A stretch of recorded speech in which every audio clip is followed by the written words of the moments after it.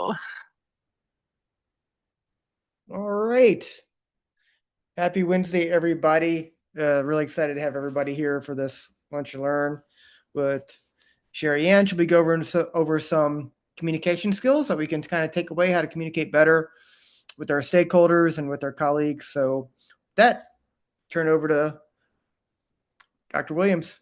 Thanks for being here.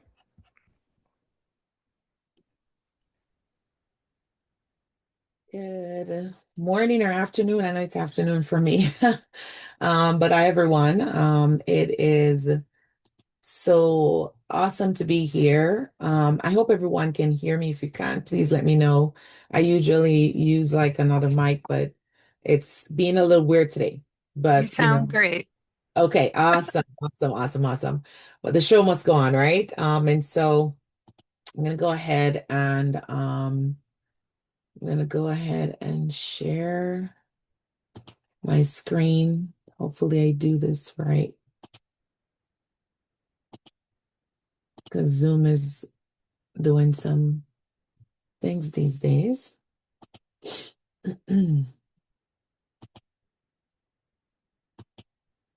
Okay, let's see. Alrighty. Okay, can everybody see my screen? If you can, give me a thumbs up in the chat. If you can see my screen, yay. Okay, perfect, perfect. I'm seeing some thumbs up. Awesome, awesome. All right. So today we're talking about the empowered communicator. And we're going to, yes, I'm presenting, but want interaction. Okay. And so I want there are going to be questions. I want you to put those in the chat. And I definitely want to hear you and your feedback in terms of what your thoughts are as we're going through. So this is a little bit about me. So I was born and raised in Jamaica, and I'm the founder and CEO of McLean Coaching and Consulting. My background is in psychology, so I have my PhD in developmental psychology. I am a certified speaker, trainer, and coach through Maxwell Leadership and Executive One. I also am the author of a book, You Belong in the Room, Activating the Power of Self-Leadership. And I also have a 30-day journal as well, that helps you to just navigate, imposter syndrome. I absolutely love developing people. And I've been doing this for over 14 years between Jamaica and the United States. I love traveling. I always tell people I love traveling, but I hate packing. I do not like packing at all. So anybody got any tips can help me to overcome that, I'll definitely welcome that. Love spending time with my family, serving in my church and my community. I'm very, very involved in my community and just always looking for ways to give back. I'm married to my husband, Ricardo. We just celebrated our 2-year anniversary, and I love anything purple and Great Nut ice cream. So, to get things started today, I wanted to share a story. Now, a few years ago, I was in an organization, and there were some things that were happening, and I wanted to share my thoughts. And, I really struggled with how to do so. I remember sitting there in a meeting and I'm thinking to myself, oh boy, where do I even start? And, how do I even begin to express myself? And I was really nervous. And I'm an introvert, I tell people, I'm an introvert and, but an introvert in an extroverted career because I speak a lot and I train a lot. And I just remember just that fear that just really crippled me. And I was sitting in that room. I wanted to say something. I didn't say anything. That meeting ended and I didn't say anything at all. And for me, I kept on playing in my mind, what if I had said something I really should have shared? I really should have, share my thoughts and I kept replaying, there were opportunities that I could, but because these different, thoughts and ideas were going through my head, it really hindered me from really sharing. And so what I've gotten to, realize is that when we miss opportunities to share, we miss out on so much more. And coming coming from that space where we are, worried about what people might think, and we'll talk a little bit about that.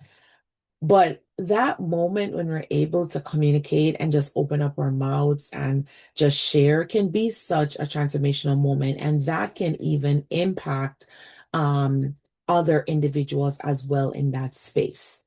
So the objectives for today, they're very simple. We're going to look at some common barriers that, really impact communication confidence.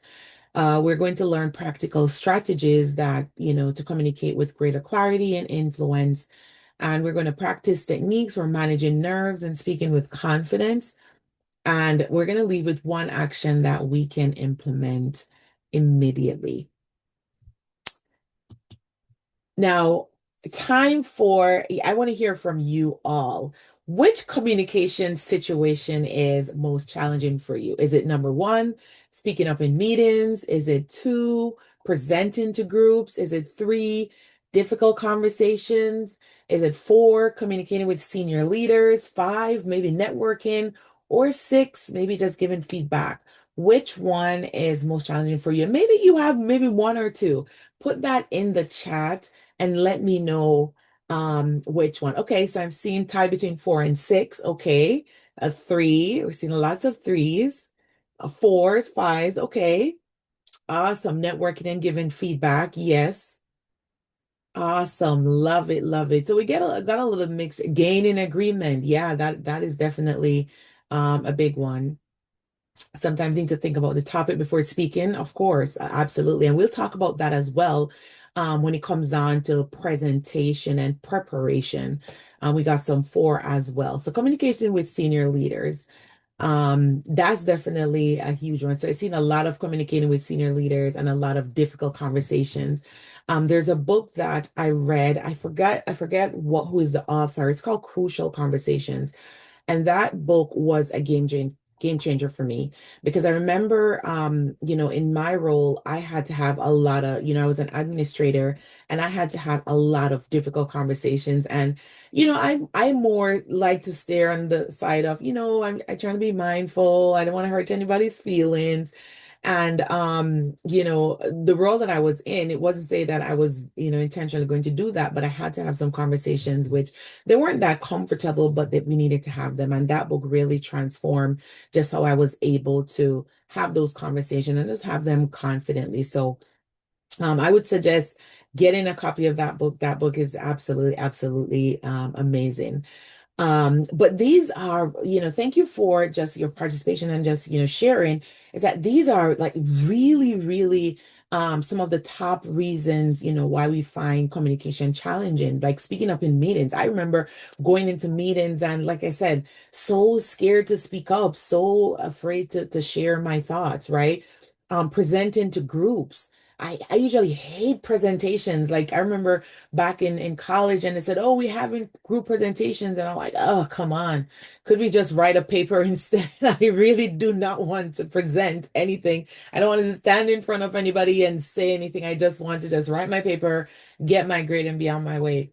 Again, difficult conversations. I've had to have a number of those conversations. Even last week, I had to have a difficult conversation, right? But just being, when you think about going into those conversations, being mindful and really being strategic about those, communicating with senior leaders, definitely can, cause you to shake a little bit. And trying to ensure that you're communicating in the right way. And there are a couple of things I will talk about that as well as we get towards the end of today. Networking. Oh my gosh, networking. That's another piece of it as well. Trying to figure out who is it that I should talk to. Go into this space and then everybody has like a little pocket, pocket of people. How should I initiate those conversations? What should I look for?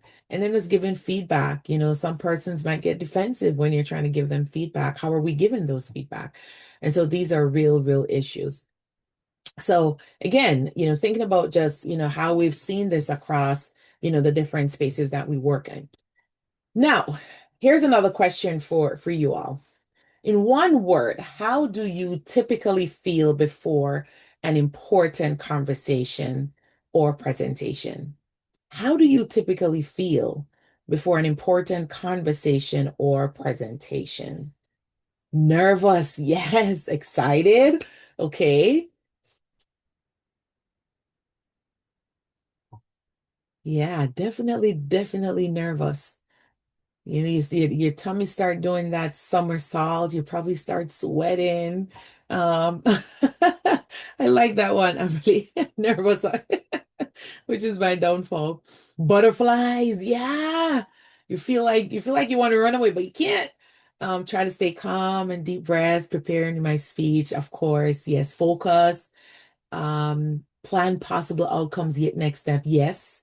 Okay. If I prepare well, then I feel confident. Awesome. Yes. Yes. Preparation is so important. You really don't want to go in and wing it, you know.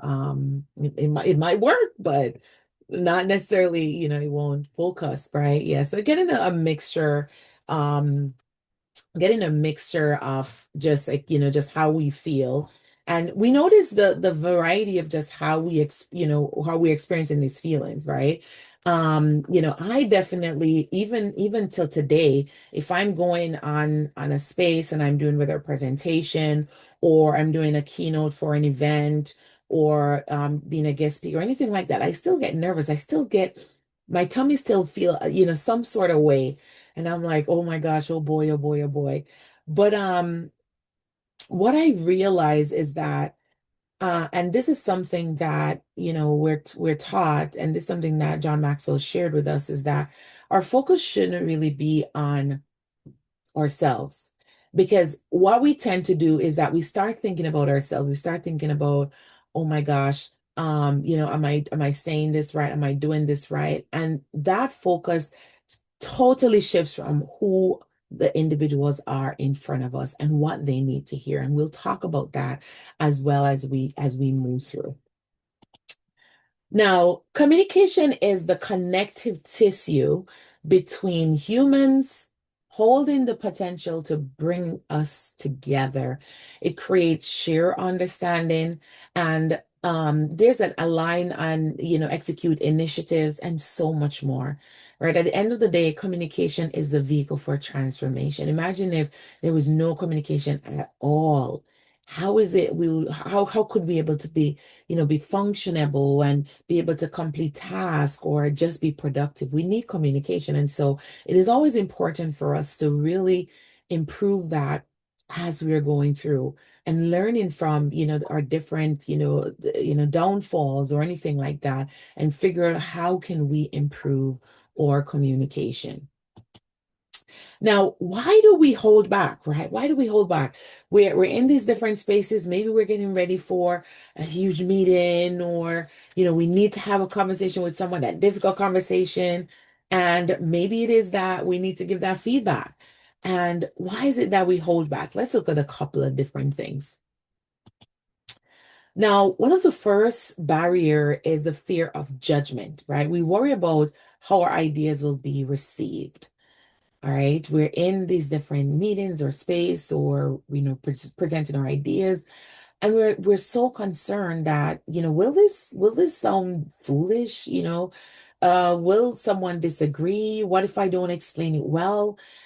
And because of all these different internal thoughts that we're having, we eventually stay silent. We eventually say, well, you know what? Maybe it's best I don't say anything.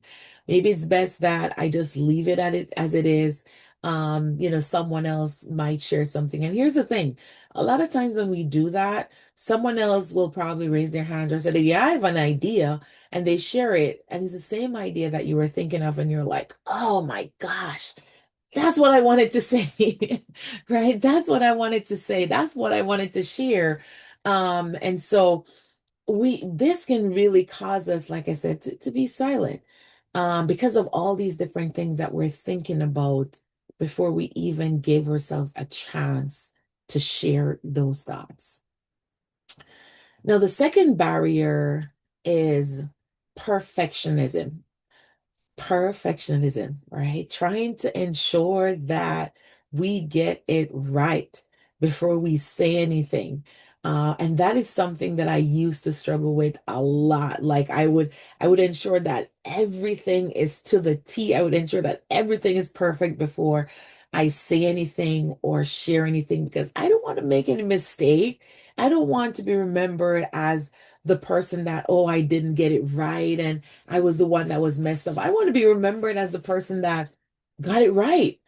I would want to be remembered as a person that knows what she's talking about and she's all, but nobody's perfect, right? Nobody's perfect. And so leadership really requires contribution. That it requires contribution. It's not going to be perfect, but it's somewhere that we can use as a start and we build on it. And a lot of times we're downplaying our thoughts and our contributions. We're saying, oh, this might be silly. And when we share them, someone might say, "Oh, wow, that's a great idea." Right? But we were really downplaying those thoughts within ourselves and those ideas within ourselves, and we didn't give ourselves a chance to share those ideas. But we won't know until we open our mouth, until we share. And I know it is easier said than done. But if we really think about those times where we were nervous, we weren't sure, we eventually shared, and it really made a difference, that in itself is a motivator for us to continue to share those ideas and thoughts. The third one is imposter syndrome, right? Many individuals, professionals that are accomplished, there's always that thought, do I belong here? Am I qualified enough? Or what if someone finds out I didn't know everything? And who says that we need to know everything? Right? Who says we need to know everything? There are multiple spaces and roles that I find myself in. So I own my own business, but I'm also an adjunct lecturer at, a few different universities, and the students will ask a question. And I said, you know what? I really don't know. I really don't know. And I'm going to find out and I'll email you on Blackboard what I find out. It doesn't make me less of a person, right? Because we don't want to say we know everything and then we start misleading people, right? That's going to really impact our credibility, and our credibility really reflects the life that we live, how we show up, and it doesn't mean, like I said, we need to know everything. So when we get ourselves, we get ourselves stuck in these different weeds and we're trying to figure out what are we doing and, what if I don't belong here and what if I'm not qualified enough? Really reframing that and thinking about, I do belong here. I am qualified, right? And if I don't know everything, then I'll find out because I don't need to know everything. I'll find out and I'll get back and give the responses. Now, here's something that I want to pose to you guys. Which barrier affects you the most? Is it fear of judgment? Is it perfectionism? Or is it imposter syndrome? Let me know. Put it in the chat. Awesome, awesome, awesome. Yes, yes, you are, Joe. You absolutely are. Perfectionism. Yes, yes. Oh my gosh, yes. Imposter syndrome. Yes, absolutely. Absolutely. For us that, struggle with perfectionism, working on an email and you're reading through it and you read it over and over and over and over and over. And sometimes your brain is like exploding, but you're like, you don't you don't want to send it off. I'll share a story. A couple of years ago. Um, I was working on an email to send out. We used to work in the behavioral health sector, and so we had different programs. And I was sending out something, a shift summary, and I didn't write shift summary. There's another word that's connected to shift, and that's what I wrote in the subject line. And when I send it off, I thought I was going to pass out. I was like, take me to the hospital. I just put a word in this that should not have been in there. We weren't able to recall it. But, as someone that, was really trying to struggle with perfectionism, I was like, oh my gosh, I'm gonna die. I didn't die. I'm still here, right? But again, what was I going to do in that moment? Like there was nothing I could do. I could just simply write and said, I apologize. That was an error. And I just had to move on, right? We've had a whole laugh out of it. And it was hilarious. It's hilarious. No, in that moment, I did not find it funny. It was way past, Carla, it was way past the 5 second because I was panicking. I was panicking. Like the time I could have done that, right? I could have recall and all that stuff, but I was panicking. There, you see when you're in those moments, like every logical thought is just not really there. And even though there must be another way. So I once said sorry for the It's a good one, Timber. Oh my gosh. You know what? What is life if we can't laugh at ourselves, right? Oh my gosh. So yeah, we all have these different areas where we have these different barriers and we're all work in progress. We're all work in progress and there are different ways, we see these show up and just how we can overcome them, right? So let's look at what I like to call the clear communication framework. All right. Now, this framework, very simple. It's connect, right? It's listen, it's express, it's align, and reinforce. And we're going to go through all of these and what they mean and just how they would show up in the different spaces that you might find yourself. Now let's look at connect, right? So effective communicators first establish a connection, right? So examples, you acknowledge concerns, right? If someone is sharing something, and there is something, very evident, you want to acknowledge them. We don't want to, ignore them and, don't give them any attention because that really breaks that connection with you and the individuals that you work with, right? We want to also demonstrate empathy, right? It costs nothing, zero, nada, zilch, nothing for us to demonstrate empathy. And we also want to also understand perspectives, right? We're all different. We have different perspectives. And so we want to ensure that we're understanding that that is going to come into the spaces that we find ourselves. We don't need to be disrespectful, to someone that might have a different perspective from ours, but we need to, try to understand where they're coming from.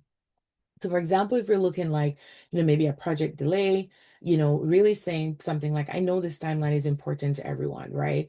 And so not assuming that, oh, it's just important to me or it's just important to Johnny or Sarah, it's important to everyone. And so how is it that being that we understand that this is something that we connect with, this is something that is important to all of us, how is it that we can come together now and try to figure out how we can move the timeline along, right? So really connecting.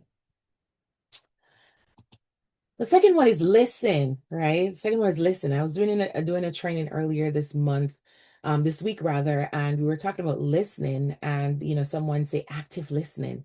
And that is so important. We see these different things, in our spaces. There's so many distractions, so many things that are really pulling our attention, in so many different, directions. And so we really have to ensure that we're listening because, as empowered communicators, we have to listen to understand. We're not listening to formulate what we're going to say, right? And said, yes, this is the response I'm going to give this person. No, we're listening to understand and then responding after that, right?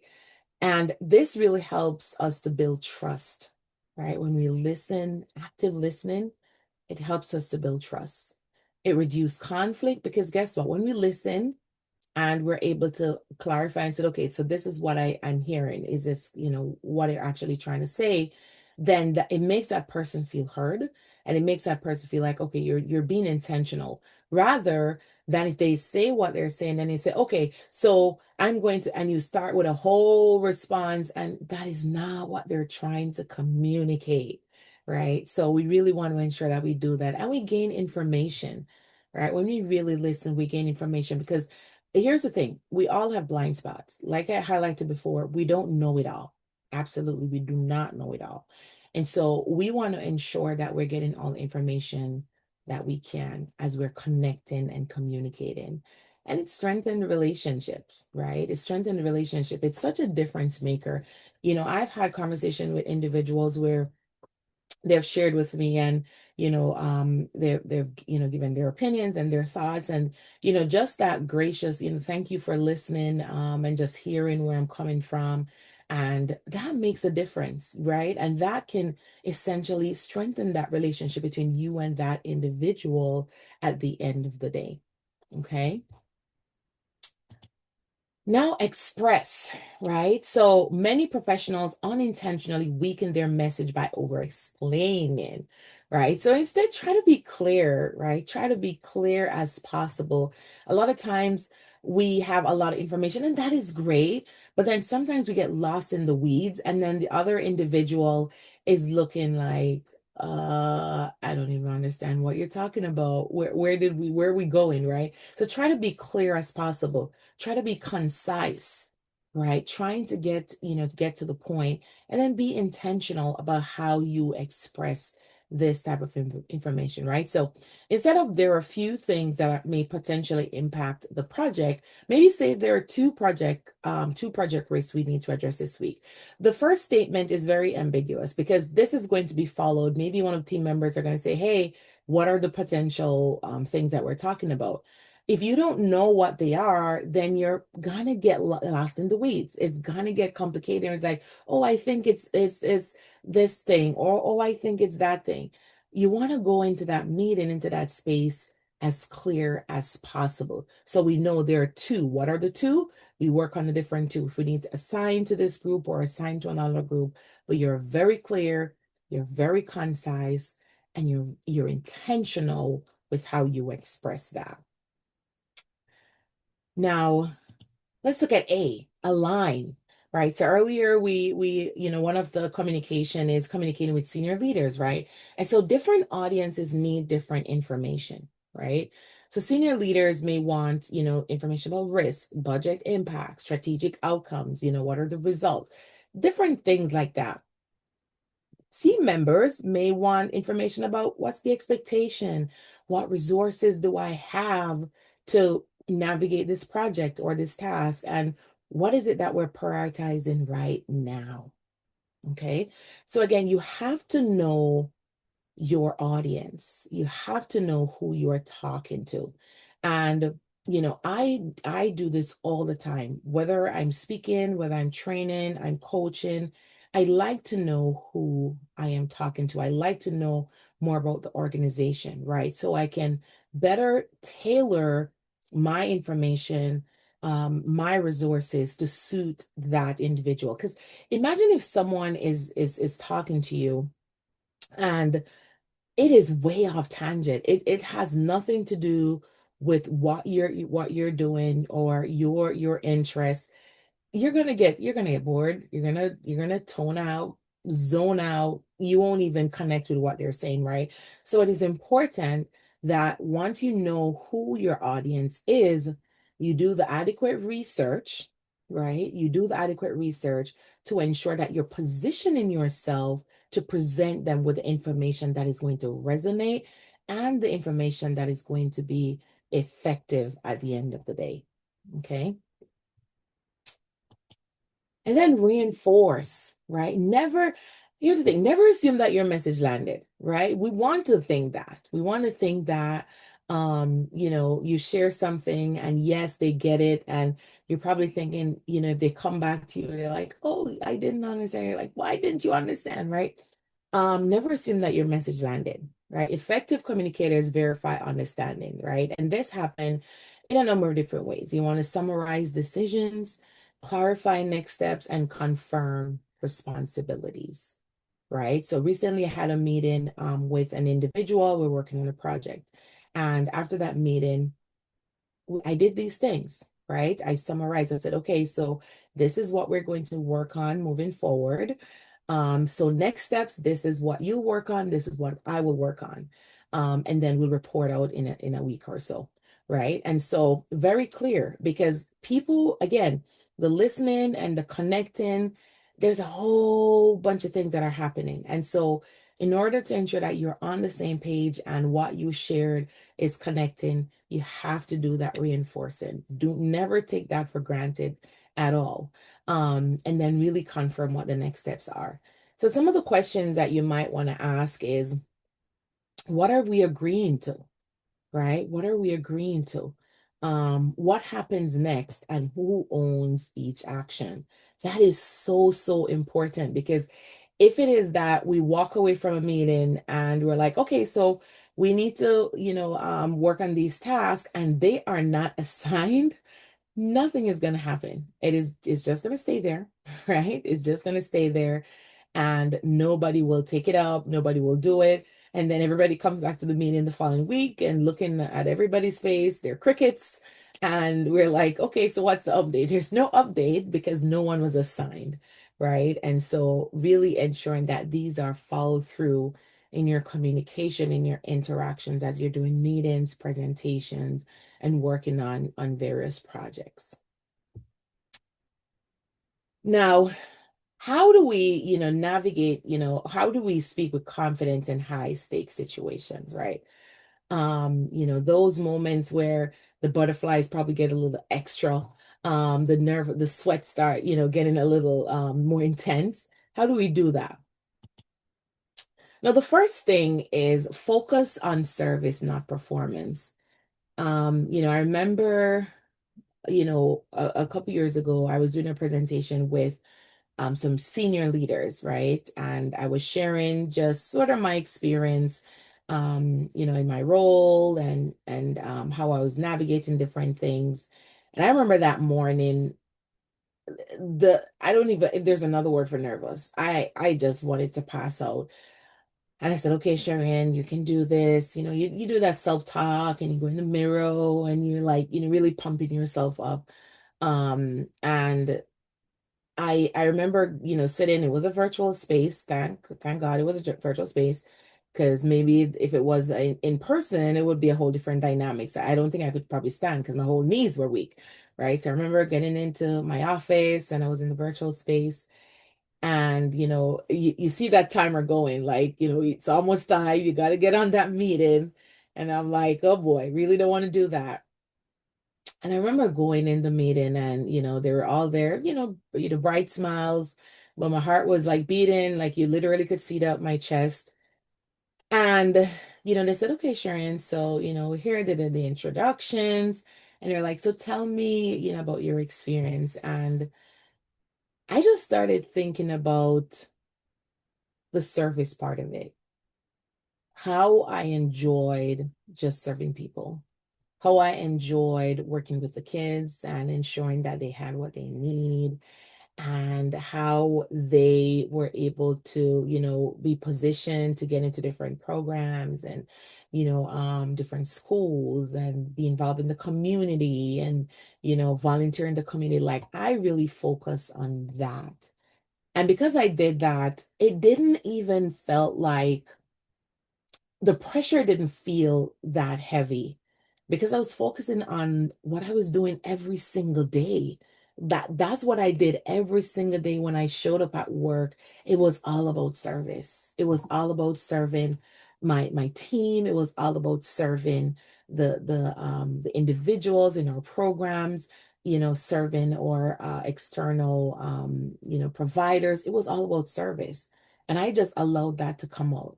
And so I didn't focus on performance, say, okay, I want to do a great job and I wanted to impress them. And of course, I wanted to ensure that I, represented really well, but I was more so focused on the work that I was doing. And so when you're having these high stake conversations, focus on the service. Don't focus on performing and I'm going to put on my best performance. Focus on the work that you've been doing and how you show up with that work. and how that work has been speaking for you. And that is going to be a difference maker for you in those conversations. That would definitely take that pressure and that weight and that heaviness that you might experience as you're going through. Now, the second strategy is slow down. Slow down. Now, I tell people when I get excited, I tend to talk really fast. And so sometimes if I, when I go and I present and I speak, I say to them, I said, listen, when I get excited, the Jamaican in me just comes out because I get really expressive and, I might want to go in my Jamaican dialect and just blurt everything out. Right. And so I remember one of the things that I did in my, earlier part of my career was like record things and then I would, watch it over. Like, who wants to do that? I don't want to hear myself speak. It was like, ugh. But I did that, a couple of times, and I realized that, oh boy, did they hear what what I wanted to share? Like, did they understand? I was going real fast. And so, I would have my family, they would join different sessions, sessions that were public, and I would have them give me feedback. And then my sister would be in the chat, slow down, Sheri-ann. Yes, you're going too fast. And I would make a whole joke out of it. I would tell them that, hey guys, I have my sisters, they're here helping me out so that you can get the best message that you can get. And so I've realized that when I slow down, it resonates more, right? And so we see one of the easiest ways to sound more confident is to slow down by 10%, just 10%, just 10%. When we slow down and we put in the pause, we allow the individual that we're connecting with, that we're speaking with, to really process the information. Because imagine you're just talking, talking, talking, talking, talking, talking, talking, talking. That individual is not getting a break to really process what you're sharing. And so really thinking about, as I'm communicating, how can I slow down? How can I slow down and still be effective in my communication? Okay. The third strategy is preparation. I saw that come up a lot in the chat, when we ask the question, but preparation, right? What's your main point?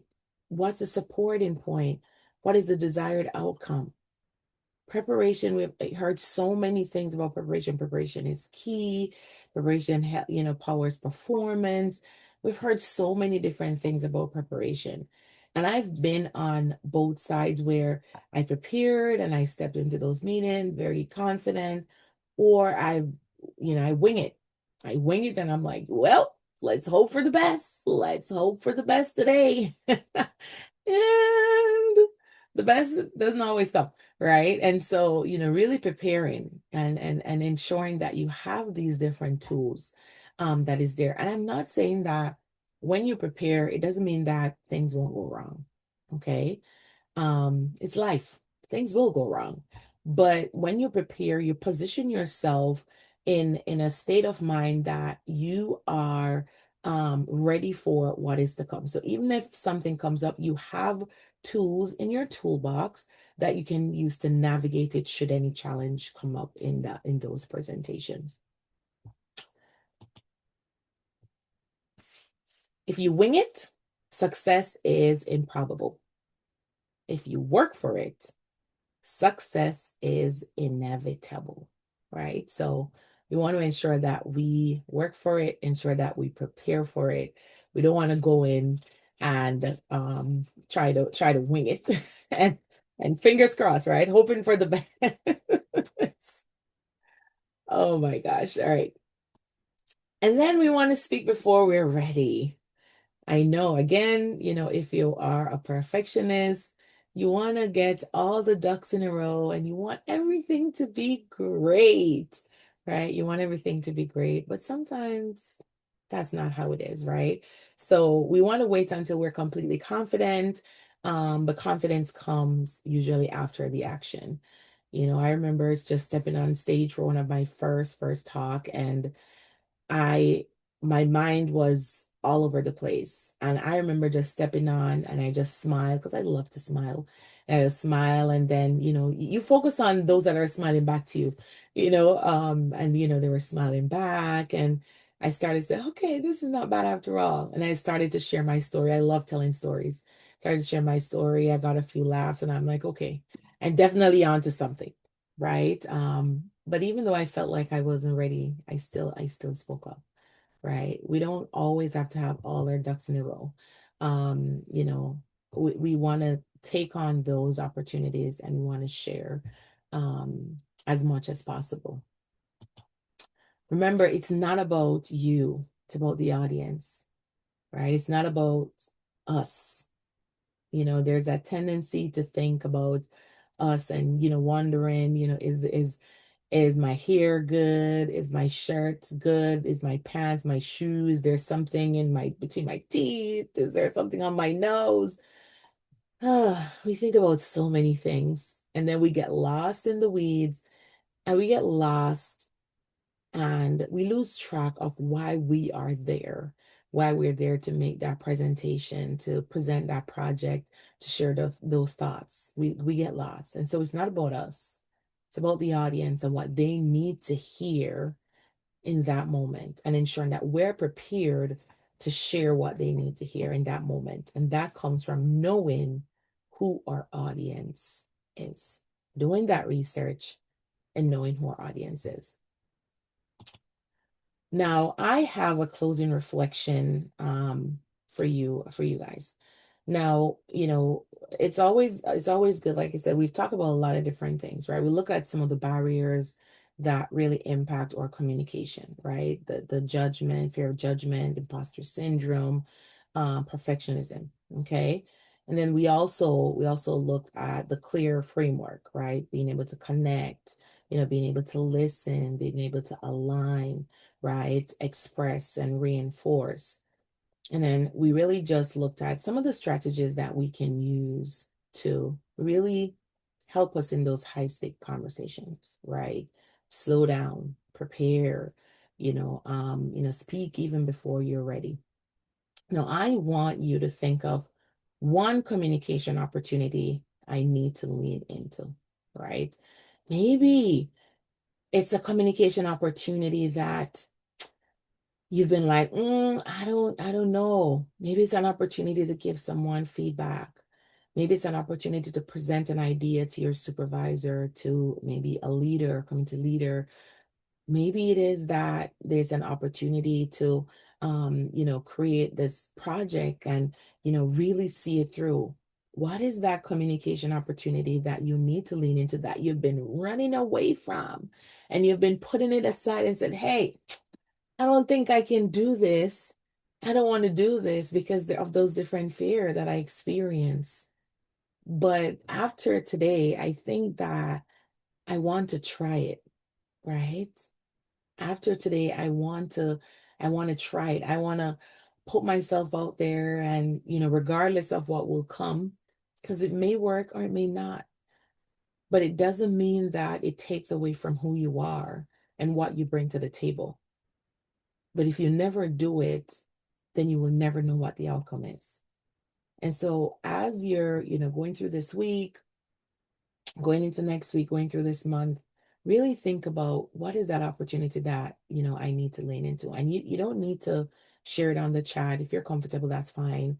But put it somewhere in your phone, on a sticky note, in your book, whatever you like to, wherever you like to document that information. And really not only putting it on the paper, but actually doing it, right? Doing it, sharing it with someone. I said, hey, this is one communication opportunity I want to lean into, and I want you to hold me accountable. Because we all know if we don't have that accountability, sometimes it won't work, right? Think about how many times you said, yeah, we're going to go to the gym or we're going to start eating healthy. And we don't have that accountability. And before you know it, we're at our favorite spot, eating what we're not supposed to be eating and drinking what we're not supposed to be drinking, right? So we need that accountability to help us. So share that with someone and let them help you be accountable to really tap into that opportunity. And that is just the start to really continuing to grow and build your communication skills. So with that said, I want to reinforce that communication is a skill. It's not a talent, right? And practice builds mastery. The more we're intentional about it, the more we practice, the more we seek those opportunities, the better we are at it. I can say that my communication 5 years ago is totally different from now, and I'm not where I want to be, but I keep looking for opportunities to become a better communicator, an effective communicator, because it is so important in our world. And we see where there's so many issues because the communication lines are blurred, and we don't want that in our teams and in our organization. We want to have clear communication, and we want to be able to work on that on a daily basis. So with that said, is there any questions from anyone? I would love to answer those.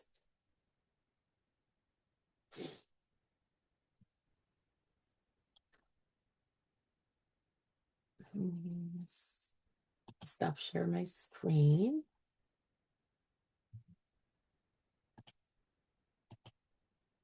Thank you, Carla. Thank you, Jackie. Thank you, Maddie. Yes, you can, Joe. Absolutely.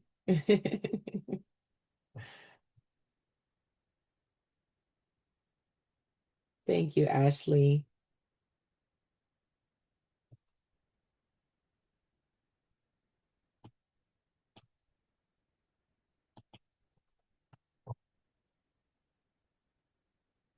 Thank you, Joe. Thank you.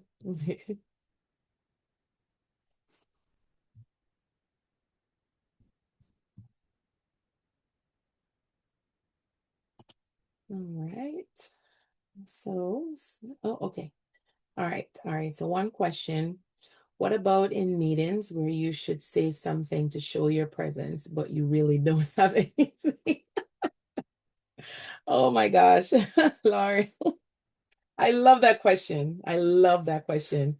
And I've been in spaces like that before, where I'm in the meeting and I'm like, I'm not quite sure what to say. I want people to know that I'm here, but I don't know what to say because I don't really think so. But what I do in those spaces is that if someone shares something and I agree with them, then I will say that. I will say, okay, that's a really great idea. And I was also thinking along the lines, because I'm not faking that. It's true. Like I really think that's a great idea. If you think it's a great idea, and I was, you're thinking along those lines as well. Because you don't want to fake it. I don't like the fake it till you make it. Nah, I don't like that. You don't want to fake it. You want to be true and you want to be authentic. And if someone shares something that is really that resonates with you, then you can absolutely do that. And I've done that before. And then sometimes that leads into something else, and I find myself, going off and talking about some other stuff as well. So yes, I that's a technique that I use if I feel like there's nothing else that I can say. Yeah, you're welcome.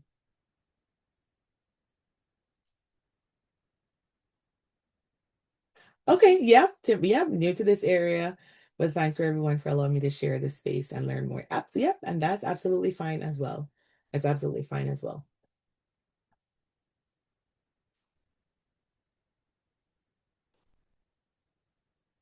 You're welcome, Amberly.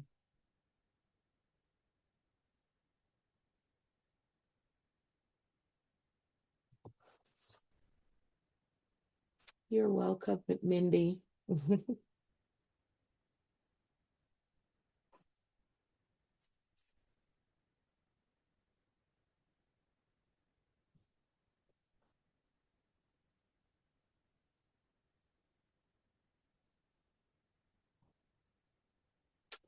All right. I don't see any other questions, but thank you all for engaging and indulging. I really enjoy my time with you all and just having a conversation. We keep working on our communication. We're not perfect.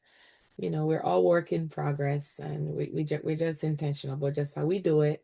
And we won't give up until we get to the point that we need to get to. Thank you all. Thank you, Mitch. Thanks, Sheri-ann. Appreciate it. Hey, just for everybody else on the call, we will not have our lunch and learn in July. Right, so we'll have that month off. We'll start back up in August as well. We have all of our lunch and learns booked out through December, with the exception of October or September and October. We're working on those right now. We have some exciting stuff planned out for the rest of the year. And if anybody else wants to hit me up, if they have any other recommendations that they would like to have, I'd like to hear from y'all. For those 2 slots that we have available, either yourself presenting or you have an idea of what would be good to present on. Happy to hear from you. And if anybody wants to connect with me on LinkedIn also, please do so. Happy to connect with everybody here in the local area and just get to know other folks that do what I do too. So anyway, have a great rest of your week, rest of your month, and maybe I'll see you in August. So have a great day.